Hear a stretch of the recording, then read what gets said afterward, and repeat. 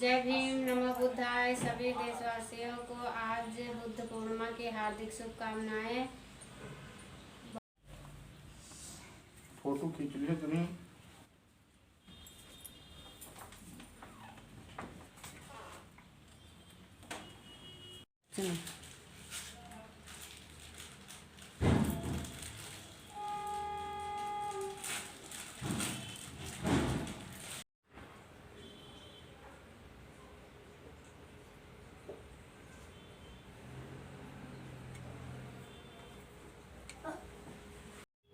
अब हम जा रहे हैं बुद्ध प्रतिमा के पास।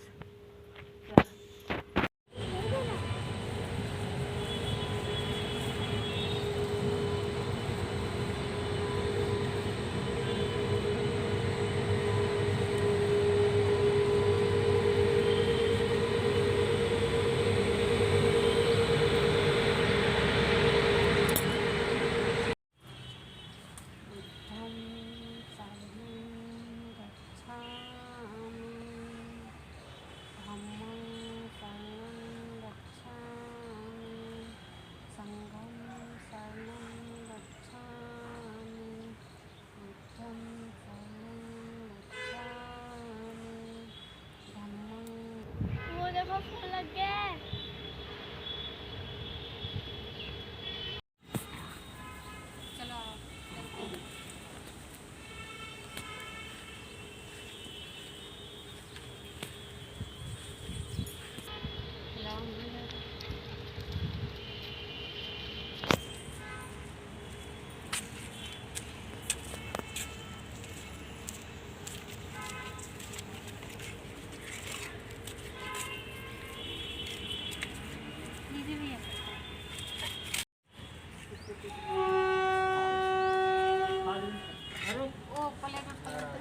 ले तू दा आजा तू आजा ले ये ना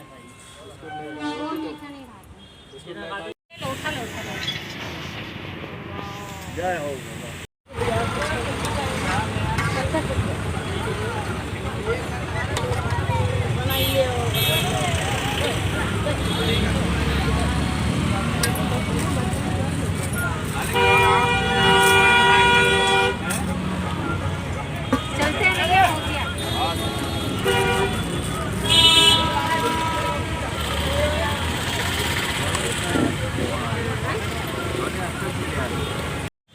दोस्तों, मैंने खीर बांट दी है। अब जा रही हूँ घर।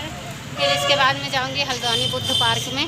अभी जाती हूँ, फटाफट कुछ खाना बना के रख देती हूँ बच्चों के लिए, फिर जाऊँगी। दोस्तों, अब हम चल दिए हैं बुद्ध पार्क।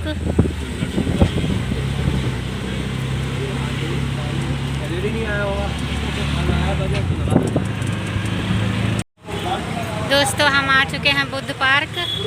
अब हम जाते हैं अंदर एंट्री करने, दिखाएंगे फिर अंदर क्या हो रहा है।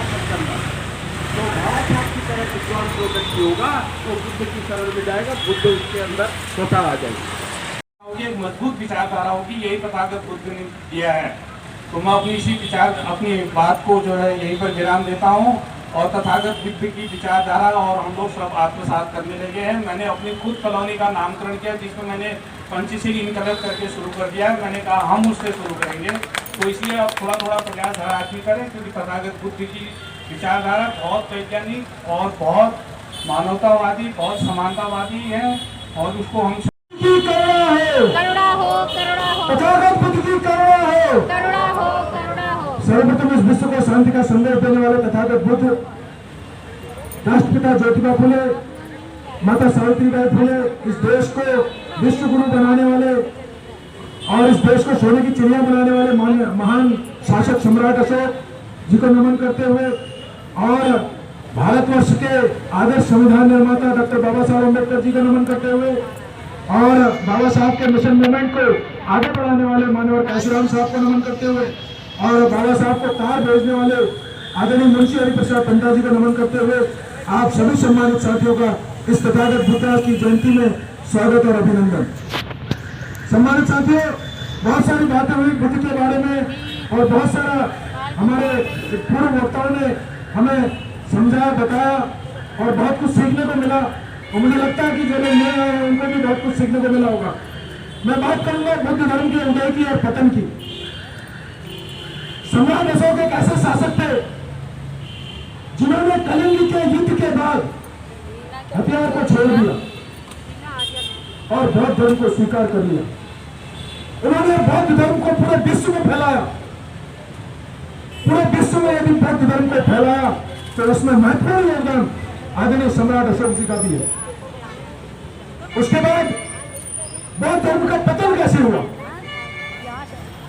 बौद्ध धर्म के पतन के कारण को हमने पहचानना पड़ेगा।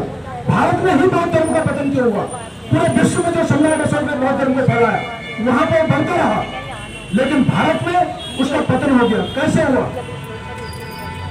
पुष्यमित्र शुंग नामक ब्राह्मण ने, जो भृगत के सेनापति थे, सम्राट अशोक के अंतिम शासक भृगत रहे, पुष्यमित्र शुंग उनके सेनापति थे, क्योंकि उस दौरान जाति धर्म इसको सब समाप्त कर दिया था। सम्राट अशोक ने पूरा बराबरी का अधिकार था, समता स्वतंत्रता बंधुत्व जो तथागत बुद्ध के विचार थे, उन विचारों को सम्राट अशोक ने लागू कर दिया। लेकिन जब लागू किया तो ब्राह्मणों को यह बात खली, और ब्राह्मण चालाक था पहले से ही। ब्राह्मण एक पुष्यमित्र शुंग नामक ब्राह्मण ने,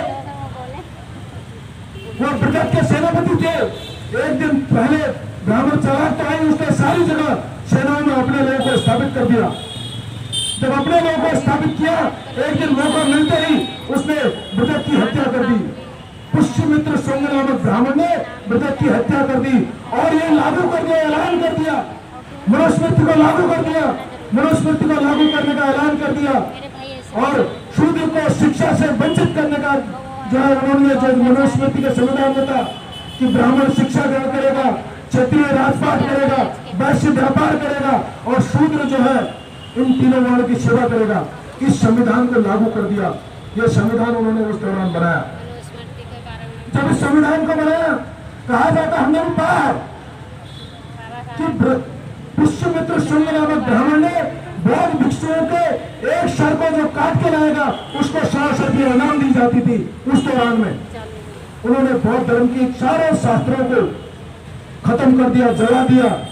एक बौद्ध भिक्षु के सर को काट के लाने की 100 रुपये ली जाती थी। तो जो आज मंदिरों में नारियल तोड़ते हैं, कहते बुद्धं शरणं गच्छामि, धम्मं शरणं गच्छामि, संघं शरणं गच्छामि, बुद्धं शरणं गच्छामि, नमो बुद्धाय। यहाँ पर उपस्थित सम्मानित सभी लोगों को मैं राधा आर्या अपनी ओर से गौतम बुद्ध की जयंती पर हार्दिक शुभकामनाएं देती हूँ। और साथ ही मैं बाबा भीमराव अंबेडकर जी की जन्मदिन समारोह समिति का भी आभार व्यक्त करती हूँ कि उन्होंने इस कार्यक्रम में मुझे अपना भागी बनाया। जैसे कि आप सभी लोग जानते हैं, गौतम बुद्ध की ये जयंती आज इसलिए मनाई जाती है क्योंकि आज ही के दिन उनका जन्मदिन माना गया है और आज ही के दिन उन्होंने शिक्षा ग्रहण की थी। गौतम बुद्ध जी धर्म, अन्याय, प्रेम, हिंसा, शांति आदि के अनुयायी माने जाते हैं। गौतम बुद्ध के अनुयायी माने जाने वाले सारे इस पर्व को पूरे हर्षोल्लास के साथ पूरे देश में मनाते हैं। मेरा आप सभी लोगों से ये कहना है कि आप सभी लोग जो भी तीज त्योहार या अपने बच्चों के जन्मदिन पर बाबा भीमराव अंबेडकर जी की संविधान से संबंधित बुक्स और गौतम बुद्ध जी की जन्म संधिनी बुक्स है, उनकी बुक का नाम, वह भेंट करें ताकि बच्चों में ज्यादा से ज्यादा ज्ञान का प्रकाश हो। और इसलिए यही जरिया है कि बच्चे उस बुक्स को पढ़ेंगे जिसमें 600 कहानियों का संग्रह है। बस मेरा आपसे ये कहना है कि बच्चों को ये पुस्तक भेंट करें। धन्यवाद। बहुत बहुत धन्यवाद मैम। और मैं आप सभी श्रोताओं की जानकारी के लिए बता दूं, विगत कुछ वर्षों से 14 अप्रैल को बाबा साहब जयंती के शुभ नमो बुद्धाय सबको और इस कार्यक्रम के आयोजक डॉक्टर भीमराव अंबेडकर करते हैं तो इसमें कई चीजें आती हैं, तो कई मेरे दिमाग में था। और हर कार्य में जो अलग अलग कार्यों के लिए हमने विभाग बनाए थे उसमें आपकी महत्वपूर्ण भूमिका रहेगी।